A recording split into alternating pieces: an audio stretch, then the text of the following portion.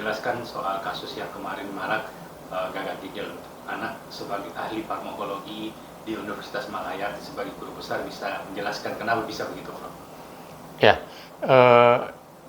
kita ketahui bahwa gagal ginjal itu banyak sekali penyebabnya. Bisa karena faktor idiopatik atau berasal dari diri sendiri, genetik dan sebagainya, atau tidak diketahui, tapi bisa juga karena faktor zat-zat yang dikonsumsi. Karena kita tahu tugas fungsinya itu ginjal adalah sebagai filter. Nah, untuk kasus yang disebut dengan acute injury kidney atau gagal ginjal akut, itu banyak terjadi beberapa akhir-akhir ini. Setelah dievaluasi, ternyata penyebabnya ada dua dugaan terbesar. Satu, berasal dari diethyl glycol atau ethyl glycol.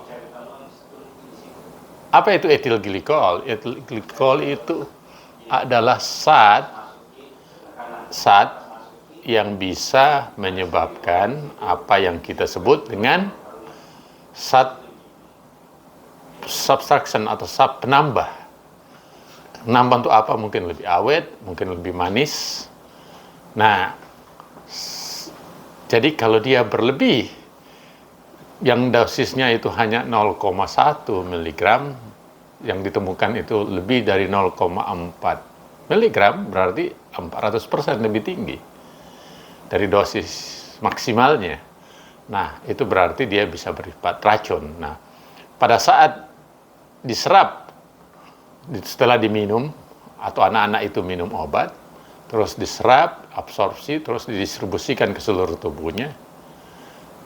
Terakhir harus diekskresikan lewat atau dikeluarkan lewat filter yang ada di ginjal. Nah, kalau saat ini berbahaya karena ginjalnya terstop dalam konteks tapisannya bermasalah, maka dampaknya adalah kerusakan ginjal atau gagal ginjal. Itu yang menyebabkan sebetulnya. Jadi, singkat cerita, banyak faktor yang bisa menyebabkan gagal ginjal, tapi untuk kasus akhir-akhir ini yang muncul ke permukaan itu sudah hampir ditemukan berdasarkan fakta bahwa penyebabnya adalah kelebihan kandungan diethyl glycol yang